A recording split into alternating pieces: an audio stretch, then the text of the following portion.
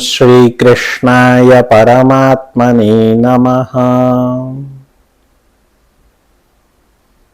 Sanjaya was the son of Gavalganaha. That's why he is known as Sanjaya Gavalganihi. And Vyasacharya describes him as Dhiman.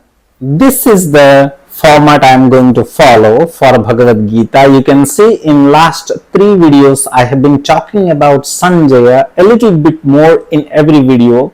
I have been giving out information about Sanjaya, on his life, about his role, about his place in Mahabharata. We will take every character and slowly learn about them as we go into Bhagavad Gita.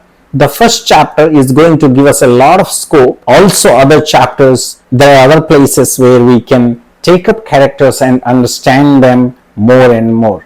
So a lot of stories, a lot of fun, and that's what is going to make my videos different from other Bhagavad Gita classes. Some of the Bhagavad Gita classes are very intense, but we will dilute them, customize them. We will understand what we need to understand for our life from Bhagavad Gita, with examples, with illustrations, with right understandings. Really, Sanjaya is a very nice character in the entire Mahabharata. Very honest, very dharmic, and even though he was a Suta charioteer, everybody loved him. Very pleasant personality. He could relate to everybody. That's why he was made a messenger so many times. In many occasions, he had to go back and forth between Pandava and Kauravas, carrying their messages to each other. Everybody trusted him. He was also the direct disciple of Vyasacharya himself, and he was very close to Vidura and the king Dhritarashtra as well. If anybody could deliver the news of the death of the son of the king to the king himself, that was Sanjaya. That's why he was given that Divya Drishti, the vision, the television, the subtle vision, to be able to see the events of the war anytime, day, night, didn't matter. This advisor and charioteer of King Dhritarashtra helps him know what's happening in the world. And we know now in the 3rd verse, Duryodhana has approached Acharya Drona. His approach is very notorious. He has sarcasm as well. He kind of says, your Shishya, look at the army that has been arranged by your Shishya. He is also saying, all these people are there on my side to give up their lives for me.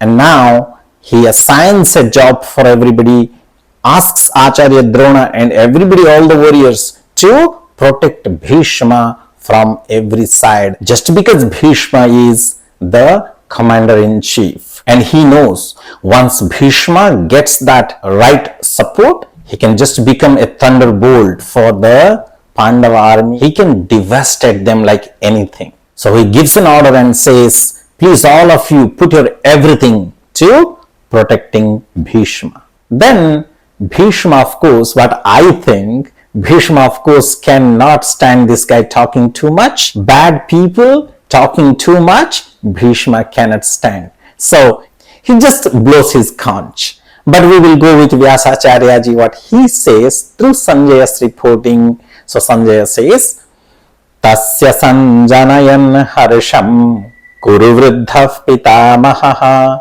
simhanadam vinodyochaihi shankhan dadhmuh pratapavan. Bhishma starts blowing his conch to make Duryodhana happy and inspire everybody. Once the commander-in-chief of one army starts blowing the conch, tata shankhascha bhairiyascha panavanaka gomukhaha sahasaivabhyahanyanta sashabdastu bhavat.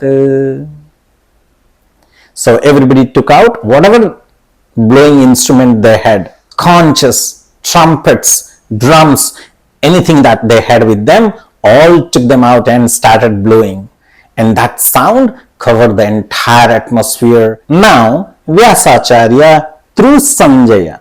So Vyasacharya is the writer of Mahabharata, Sanjay is here reporting to the king what's happening in the battlefield, and Vyasacharya goes along with Sanjaya.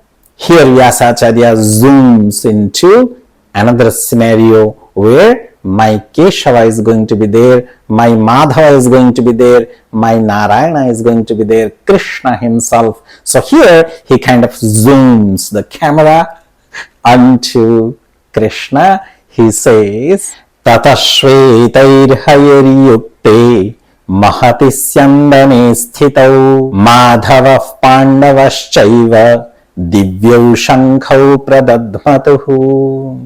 Both Krishna and Arjuna, they are there. Now the chariot with white horses, and on that there is Krishna, Madhava and Pandava, Arjuna. So both of them are there, and they also took out their conches and started blowing.